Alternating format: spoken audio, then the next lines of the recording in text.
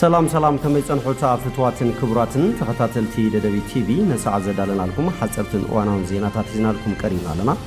كتكتاتلنا عدمنايو بكندي ارستنا ترتاتهم كنفلم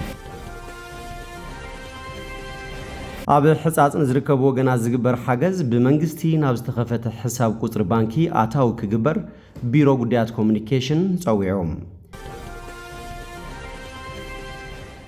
بركت زبولو فلطات تيك توكرات تግራይን ኢትዮጵያን ኣብ ሕጻጽ ኣብ ኣፍሞት ንዝርከቡ ተመዛበልቲ ምዕራብ ትግራይ ሓገዝ ንምትቕኻብ ሰፊሕ መንቅስቓስ ጀሚሮም ምምሕዳር ከተማ ዓዲግራት ቀደም ኢሉ ዕጫን ዝወጸሎም ስድራ ስዋዓት ንመንበር ዝተዓደለ መሬት ስራሕቲ ሳይት ክሊራንስ ሽኻል ምሽካልን ምርካብ ዋንነትን የካይድ ምህላው ተሓቢሮም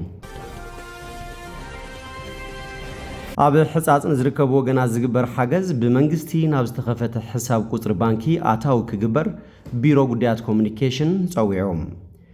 ብሹም ማእከል ተመዛበልቲ ምዕራብ ትግራይ ፍሉይ ቦታ ሕጻጽ ዝግበር ምትእኽኻብ ሓገዝ ብመንግስቲ ተማኺሉ ይስራሕ ከም ዘሎ ቢሮ ጉዳያት ኮሙኒኬሽን ትግራይ ሓቢሩሎም ብመሰረት እዚ ሓገዝ ክገብሩ ዝደልዩ አካላት ብሹም ምሕዳር ዞባ ምዕራብ ትግራይ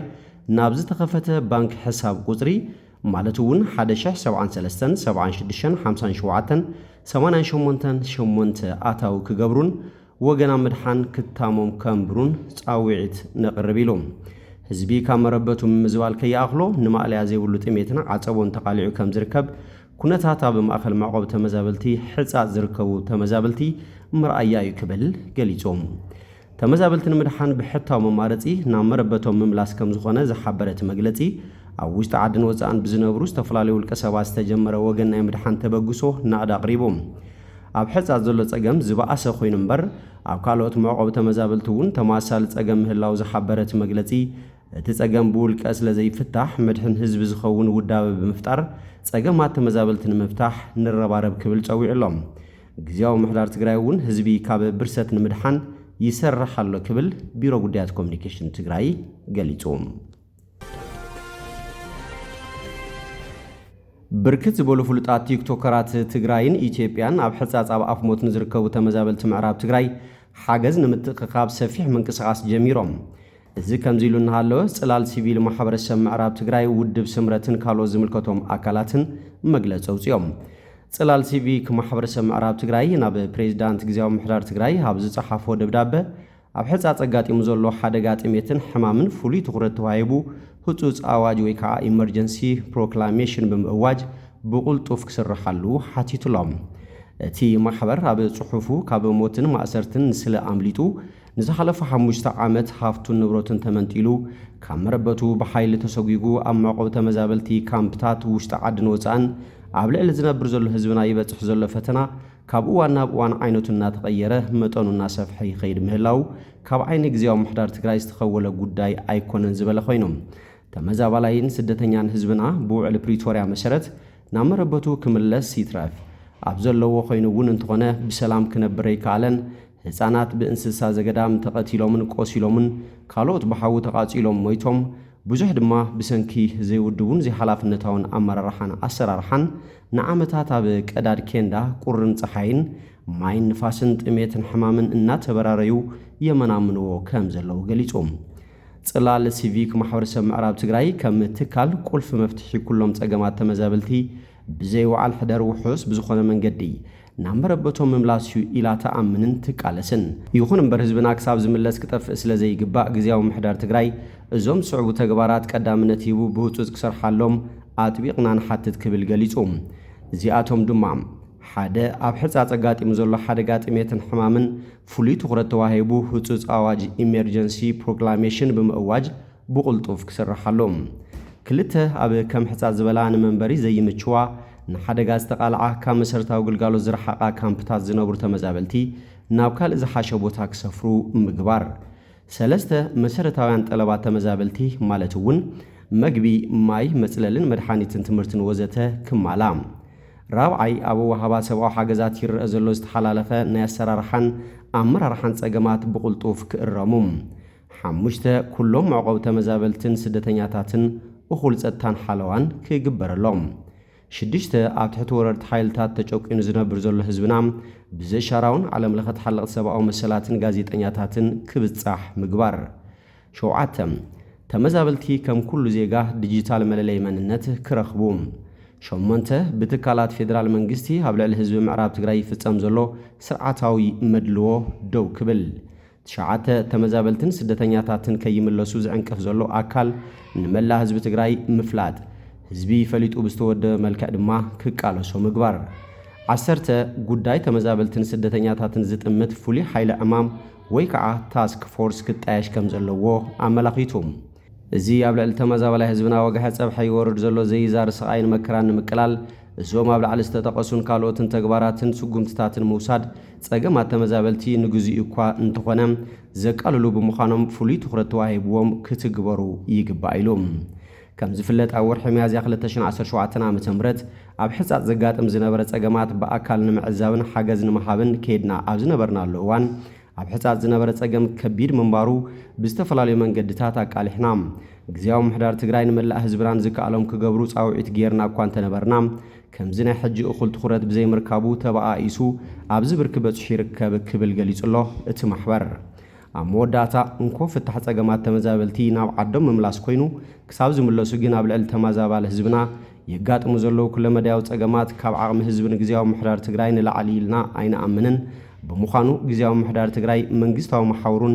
መላእ ህዝብን ወዲቡን ኣተሓባቢሩን ኣብ ልዕሊ ተመዛበልቲ ወገናትና ይበጽሑ ዘለዉ ማሕበራዊ ኢኮኖሚያውን ፖለቲካውን ፈተናታት ብዘላቕነት ንምቕራፍ ካብ ወትሩ ብዝተፈለየ ውድብን ስልጡንን ርኡይን ምንቅስቓስ ክገብር ኣጥቢቕና ንሓትት ክብል ሓቢሮም እዚ ከምዚ ኢሉ እናሃለወ ውድብ ስምረት ንጉዳይ ኣብ ሕጻጽ ዝርከብ ተመዛበልቲ ተመልኪቱ እውን መግለፂ ኣውፂሎም ካቢኔ ግዚያዊ ምሕዳር ትግራይ እውን ኣብ ጉዳይ ህጹጽ ሓገዝ ሕጻጽ ኣመልኪቱ ይዝቲ ከም ዘሎ ሓቢሩ ካቢኔ ግዚያዊ ምሕዳር ትግራይ ኣጋጢሙ ኣብ ዘሎ ሓደጋ ጥሜት መበገሲ ምኽንያታት መፍትሕን ቀጻሊ ኣንፈታቱን ከም ዘነጽር ድማ ትጽቢት ተገይሩሎም አዶናይ ለምን አሁን ወደ ሽሬ አትሄድም ለምን ወደ ሕጻጽ ሄደ አታያቸውም ለምን ብላችሁ እየጠየቃችሁ ነው ብዙዎቻችሁ ያልገባችሁ ነገር ጋይስ እኔ እዛ ሄጄ ላወራቸው ነው ወሬ አይደለም የሚፈልጉት እነሱ ምግብ ነው የሚፈልጉት የኔ እጅ ሰላምታ አይደለም የሚፈልጉት እኔ ስላቀፍኳቸው አይደለም የሚሻላቸው ስለዚህ እኛ ኔትወርካችን ኮኔክሽኔ ተጠቅሜ ነገሮችን ማስተካከል አለብኝ ምግብ መያዝ አለብኝ ለመሄድም ለራሱ ማለት ነው እኔ ብቻዬን ሄጄ ሮጬ እዛ ሄጄ ምን አመጣለሁ እዛ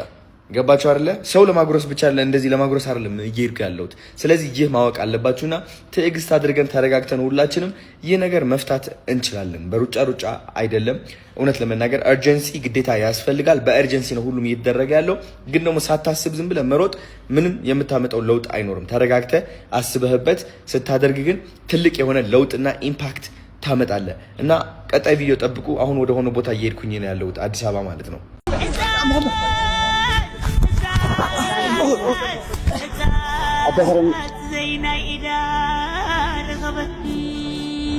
أبا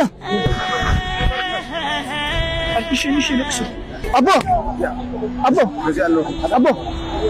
أنا أبا ها معكم ما عاوزين ترقصوا عايزكم نحن نرقم لكم ولا دعوة عايزكم أبا نقول عنده عايزكم شيء ها جاست في واسكي عايزكم نحن نرقم هنا نوضح هنا متنا شيء نوضح لكم هنا متنا عايزكم ترولوا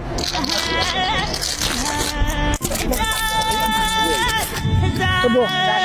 عايزكم أبا الأوزي حزو بعد أقول سوكم أنا عايز أعيكم تقول يا كبدني كل سوق مني أيوة قولوا سينا نقول السوق هاوزي تاجم هاوزي عندك سوون وزما في لازم إيش مقايكم ما نشي بازيا يا نشي أول عقوم اللي هم ما عالت أبا أول عقوم اللي هم ما عالت ها هذا أبا ما دام تلقون ها ما دام تلقون أبا ها ماي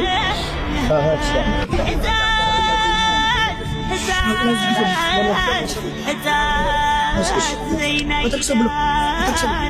سوراي خلينا بيت كم زلو ليس عقولنا دمقنا أنجا ولا هريك نحن كلا بين عندي قفل لا أنا أتقابله نفاس كهبه نفاس هوا ارجع بقى عايزكم بابا بتحنا لكم هنا عايزكم شو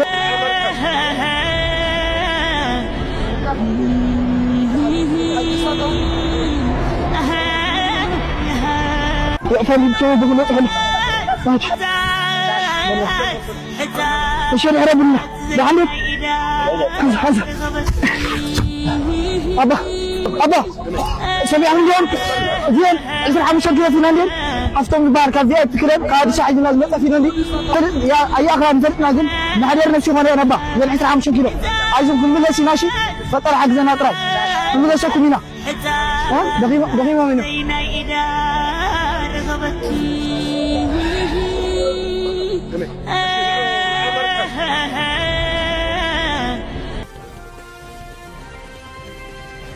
ممحدار ከተማ ዓዲግራት ቀደም ኢሉ ዕጫን ዝወጸሎም ስድራ ስዋዓት ንመንበር ዝተዓደለ መሬት ስራሕቲ ሳይት ክሊራንስ ሽኻል ምሽካልን ምርካብ ዋንነትን የካይድ ምህላው ተሓቢሮም ዛጊት ዕጻ ካብ ዝወጸሎም ስድራ ስዋዓት ን150 ካብ ይግባኣኒ ናጻ ኮይኑ ሽኻል ተሸኺሉ ዋንነቶም ከም ዝተረከቡውን ንምፍላጥ ተኻኢሎም ብተማሳሊ ኣብ ከባቢ ማይ ሓምን ጎልጎል ናጻን ዝበጽሖም ካብ ይግባኣን ናጻ ናይ ምግባር ምሽካልን ዋንነት መሃብን ከም ዝቕጽል ተሓቢሮም قدم كبل أب قبل 01 نايز بصحهم 350 سدرا سوات كابي جبأن ناس أكم استجبرن مغزل تازت حساس 10 حدق 13 شمونتن عام شمرت أب قبل 02 40 شعاتن أجاز وصلهم سدرا سوات كابي جبأن ناس أخوي نسرحت تسرقا كسالت كم زو على تجلي صلهم نايتهم استرفوا أجاز وصلهم سدرا سوات عدلا منبرن نستود دوني حربنياتن سدرا سواتن زت أنا جد نهنسات أداغا مأخل زو علم مريتن أو كيد مدلاوي جبر كمزلو وديات كومنيكيشن كتما عدقرات حابيروم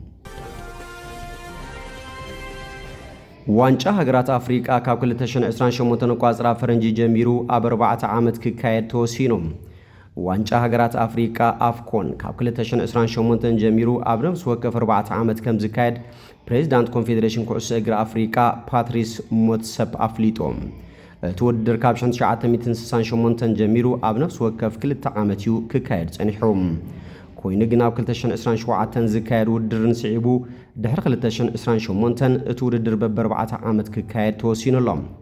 بدحرتي أب كل تشن 28 زكايد ودر كاب كل تشن 29 جميرو عامتاو زكايد ليغ هاجرات أفريقيا كمز جمر دمام موتسب أفليتوم نقوس إجرا أفريقيا عزيز حجوز حدش محاور كنجمرينا كبلون أبشيروم نروح أفريقيا زتأكم يزجبر زلخم عالماوي أقوصاصرا زيادة كسما معن كتأساسرن على ويلهم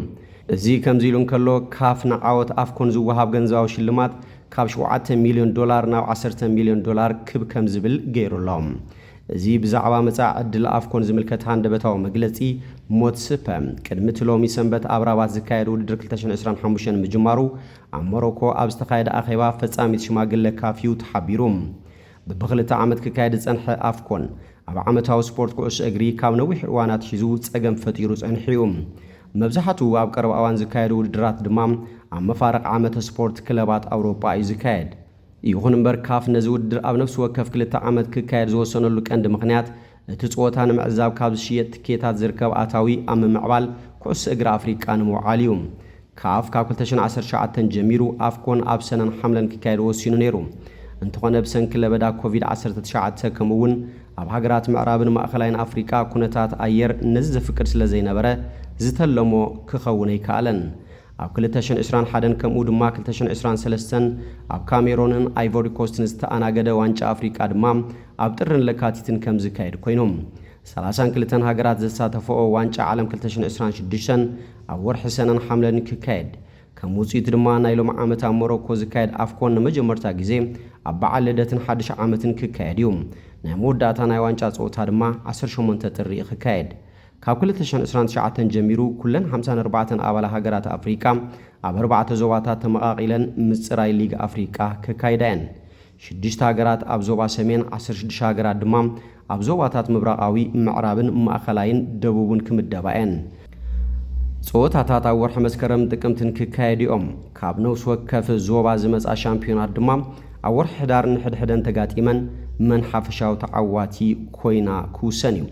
اتحدش ودر ببعامتهم زكايد أفكون معركة مزخون زقالت أموت سبهم ላልኦት መወልቲ ንምስሓብ ምስ ፊፋ ብምትሕብባር ከም ዝካየድ ሓቢሮም ዓመታዊ ኣፍሪካ ኣብ ኣውሮፓ ዝፃወቱ ብሉፃት ኣፍሪካውያን ተፃወቲ ኣብቲ ኣህጉር ምሳና ክሳተፉ ክብል እውን ወሲኹ ገሊፆም ዓመታዊ 54 ሃገራት ኣፍሪካ ክወዳደራን ኩሎም ብሉፃት ተፃወቲ ድማ ኣብዚ ውድድር መፅኦም ክፃወቱ እዮም ኢሎም ዓመት ዓለም ለኻዊ ደረጃ ዘለዎ ውድድር ክንገብርና ክብል እውን ወሲኾም እምባር ከስፍትዋትን ክቡራትን ተኸታተልቲ ደደቢት ቲቪ ነሰዓት ዘዳልናልኩም ዜናታት ነዚኦም ይመስሉ ስለትምክታልኩም ኣመስጊና በኻልኦት ሳንራኸብ ሰሰናይና ዓኹም